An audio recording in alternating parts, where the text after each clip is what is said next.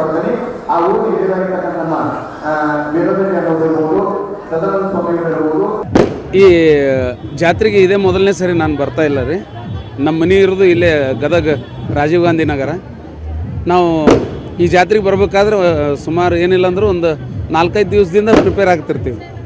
ಈ ಜಾತ್ರೆಗೆ ಏನು ಮಾಡಬೇಕು, ಏನು ಬಿಡಬೇಕು. ಆಮೇಲೆ ನಮ್ಮ ಸಹೋದರ ಹರೀಶ್ ಹಿರಿಯೂರವರು, ಆಮೇಲೆ ನಾವೆಲ್ಲ ಕಲಾವಿದರು ಸೇರಿ ಒಂದು ಅನ್ನ ಸಂತರ್ಪಣೆ ಇಂಥವೆಲ್ಲ ಕಾರ್ಯಕ್ರಮ ಮಾಡ್ತಿರ್ತೀವಿ. ಅದು ಈ ಸಮಯದಲ್ಲಿ ಹೇಳ್ಬೇಕು ಹೇಳಬಾರ್ದು, ಸೂಕ್ತ ಅನ್ನಿಸಲ್ಲ. ಆದರೆ ನೀವು ಕೇಳ್ತಾ ಇದ್ರಿ, ಹೇಳಾಕತ್ತೀವಿ ಸರ. ಹೀಗಾಗಿ ಅದರ ತಯಾರಿ ಭಾಳ ಮಾಡ್ಕೊಂಡಿರ್ತೀವಿ. ಇದು ಬರೀ ಜಾತ್ರೆ ಎಲ್ಲ ನಮ್ಮ ಪಾಲಿಗೊಂದು ದೊಡ್ಡ ಉತ್ಸವನೇ ಇದು. ಎಲ್ಲ ಕಲಾವಿದರು ಕೂಡ್ತೀವಿ. ರಂಗಭೂಮಿ ಕಲಾವಿದರು, ಆಮೇಲೆ ಹವ್ಯಾಸಿ ಕಲಾವಿದರು, ಗ್ರಾಮೀಣ ರಂಗಭೂಮಿ ಕಲಾವಿದರು, ಹಲವಾರು ಜನ ನಾವು ಕೂಡಿ ಒಂದು ವರ್ಷದ ನೋವು ನಲಿವುಗಳನ್ನು ಇಲ್ಲಿ ಹಂಚ್ಕೋತೀವಿ ರೀ. ಹೀಗಾಗಿ ನಾವು ಎಂಥ ಕೆಲಸ ಇದ್ರೂ ಬಿಡುವು ಮಾಡಿಕೊಂಡು ಈ ಜಾತ್ರೆಗೆ ತೇರು ಎಳೆಯುತ್ತಾನೂ ಇಲ್ಲಿ ಇದ್ದುಕೊಂಡು ಎಲ್ಲ ಕಲಾವಿದರಿಗೂ ಭೇಟಿಯಾಗಿ ನಮ್ಮ ಸುಖ ಸಂತೋಷಗಳನ್ನ, ಒಂದು ವರ್ಷದಿಂದ ಸುಖ ಸಂತೋಷಗಳನ್ನು ಹಂಚ್ಕೋತೀವಿ. ಇಲ್ಲ ಸರ್, ಮೊದಲಿಗೆ ಒಂದು 2-3 ದಿವಸ ಬಂದಿರ್ತೀವಿ ರೀ. ನಮ್ಮ ಪಕ್ಕಿರಾಜರಿಗೆ ಅದೆಲ್ಲ ಭೇಟಿಯಾಗಿ ಸಂಗೀತ ಕಾರ್ಯಕ್ರಮಗಳನ್ನು ನೋಡ್ತೀವಿ. ಅದ್ಭುತ ಆಗಿರ್ತದೆ ರೀ. ಅಲ್ಲಿ ಆ ಟೈಮಿಗೆ ಸಾಯಂಕಾಲದ ಹೊತ್ತಿಗೆ ಒಂದು 7 ಗಂಟೆ ಸುಮಾರಿಗೆ ನಾವು ಮನೆಯಿಂದ ಬಂದು ಒಂದು ಸ್ವಲ್ಪ ಅಜ್ಜನ ದರ್ಶನ ಮಾಡಿ, ಗದ್ದಿಗೆ ನಮಸ್ಕಾರ ಮಾಡಿ, ಅಲ್ಲಿ ಹೊರಗಡೆ ಕುಂತುಬಿಟ್ರೆ ಸಾಕು, ಏನೋ ಒಂದು ಹೊಸ ಲೋಕಕ್ಕೆ ಹೋಗುವಂಥ ಒಂದು ಅನುಭವ ಆಗ್ತದೆ ನಮಗೆ. ಹೀಗಾಗಿ ನಮಗೆ ಯಾವಾಗ ಟೈಮ್ ಸಿಗ್ತದೆ, ಈ 1 ತಿಂಗಳಿಂದ ಪ್ರವಚನ ಅದೆಲ್ಲ ನಡೆದಿರ್ತದೆ ರೀ. ಜಾತ್ರೆ 1 ತಿಂಗಳ ಮುಂಚೆನೇ ಪ್ರವಚನ ಅದೆಲ್ಲ ನಡೆದಿರ್ತಾರೆ. ನಮಗೆ ಬಿಡುವಿದ್ದಾಗ, ವಿಶೇಷವಾಗಿ ಬಿಡುವಿದ್ದಾಗ ಪ್ರವಚನ ಕೇಳ್ತೀವಿ. ಜೊತೆಗೆ ಜಾತ್ರೆ ಇನ್ನೊಂದು 2-3 ದಿವಸ ಆಯ್ತು ಅಂದಾಗ ನಾವು ಇಲ್ಲಿ ಬಂದು ಸಾಯಂಕಾಲ ಗದಿಗೆ ನಮಸ್ಕಾರ ಮಾಡಿ, ಸಾಯಂಕಾಲ ಇಲ್ಲೆಲ್ಲ ಮಠದಲ್ಲಿ ಕಲಿಯುವಂಥ ವಿದ್ಯಾರ್ಥಿಗಳ ಜೊತೆ, ನಮಗೆ ಪರಿಚಯ ಇದ್ದವ್ರ ಜೊತೆ ಒಂದು ಸ್ವಲ್ಪ ಕಾಲ ಕಳ್ಕೊಂಡು ಹೋಗ್ತೀವಿ. ಹೋ ಸರ್, ಬೇಕಾದಂಗೆ ನಮಗೆ ಈಗ ನಮಗೂ ಒಂದು ಸ್ವಲ್ಪ ಹಾಡಿನ ಬಗ್ಗೆ ಆಸಕ್ತಿ ಭಾಳ. ನಿಮ್ಗೆ ಗೊತ್ತಿದ್ದಂಗೆ ನಾವು ನಾಟಕದೊಳಗೆ ಕೆಲವೊಂದು ಭಾವಗೀತೆಗಳನ್ನು, ತತ್ವಗೀತೆಗಳನ್ನು ಹಾಡ್ತೀವಲ್ಲ. ಹೀಗಾಗಿ ಸ್ವಲ್ಪ ಇಲ್ಲಿ ಹೊರಗಡೆ ಯಾರ ಜೊತೆ ನಾವು ಮಾತಾಡ್ಬೇಕಾದ್ರೆ ಅಲ್ಲಿ ಆ ಸಂಗೀತ ನಮ್ಮನ್ನು ಎಳ್ಕೊಂಡು ಹೋಗ್ಬಿಡ್ತದೆ ರೀ. ಭಾಳ ಒಂಥರ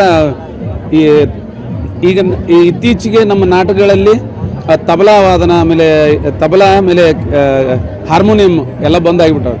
ಏನೇ ಇದ್ದರೂ ಕ್ಯಾಶೋ ಪ್ಯಾಡ್ ಇದ್ರ ಮೇಲೆ ನಡೆದುಬಿಟ್ಟವ್ರಿ. ಇಲ್ಲಿ ಬಂದಾಗ ಆ ಒಂದು ವಯೋಲಿನ್ ಆಗಲಿ ಅಥವಾ ಹಾರ್ಮೋನಿಯಮ್ಮು, ತಬಲಾ ಈ ನಾದ ಕೇಳಿದ ಕೂಡಲೇ ಏನೋ ಒಂಥರ ಸುಖ ಆಗುತ್ತೆ ರೀ ನಮಗೆ. ಹೀಗಾಗಿ ಅದು ಆ ಅನುಭವನೇ ಬೇರೆ ರೀ. ಅದನ್ನು ಬರೀ ಶಬ್ದದೊಳಗೆ ವರ್ಣಿಸೋಕ್ಕಾಗಲ್ಲ. ನಾನು ಭಾಳ ದಿನಗಳಿಂದ ಬರ್ತಾ ಇದ್ದೀನಿ, ಪ್ರತಿ ವರ್ಷ ಇರ್ತೀನಿ.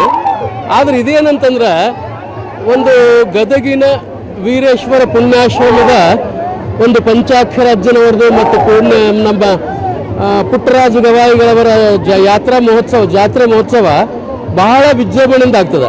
ಆಮೇಲೆ ಇದು ಕಲಾವಿದರ ತವರೂರು. ಯಾಕಂತಂದ್ರೆ ಪ್ರತಿಯೊಬ್ಬ ಕಲಾವಿದ, ಇದಕ್ಕೆ ಯಾವುದೇ ಜಾತಿ ಮತ ಪಂಥ ಅಂತ ಏನೂ ಇಲ್ಲ. ಎಲ್ಲ ಕಲಾವಿದರು ಕರ್ನಾಟಕದಾದ್ಯಂತ ಪ್ರತಿಯೊಂದು ಮೂಲೆಯಿಂದ ಈ ಜಾತ್ರೆಗೆ ಆಗಮಿಸ್ತಾರೆ.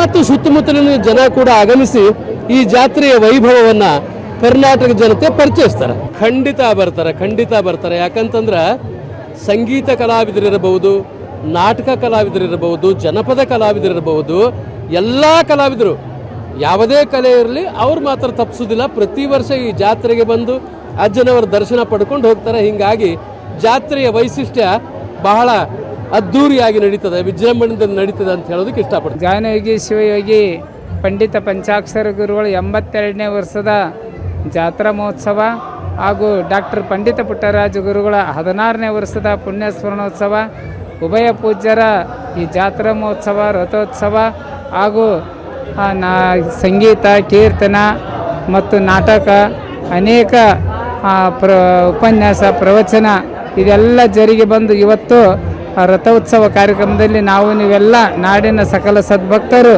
ಪಾಲ್ಗೊಂಡು ಸಂತೋಷ ಸಂಭ್ರಮದಿಂದ ಈ ಜಾತ್ರೆ ಯಶಸ್ವಿಗೊಳಿಸಿದಕ್ಕೋಸ್ಕರವಾಗಿ ತಮ್ಮೆಲ್ಲರಿಗೂ ಕೂಡ ಗುರುಕುಮಾರ ಪಂಚಾಕ್ಷರ ಪುಟ್ಟರಾಜ ಗುರುಗಳ ಆಶೀರ್ವಾದ ಇರಲಿ. ನಾಡಿನ ಸಕಲ ಸದ್ಭಕ್ತರಿಗೆ ಮಳೆ ಬೆಳೆ ಸುಖ ಸಮೃದ್ಧಿ ಗುರುಕುಮಾರ ಪಂಚಾಕ್ಷರ ಪುಟ್ಟರಾಜ ಗುರುಗಳು ಕೊಟ್ಟು ಕರುಣಿಸಲಿ ಅಂತೇಳಿ ಎಲ್ಲರ ಪರವಾಗಿ ಗುರುಗಳಲ್ಲಿ ಪ್ರಾರ್ಥಿಸ್ಕೊಳ್ತಾ ಇದ್ದೇನೆ.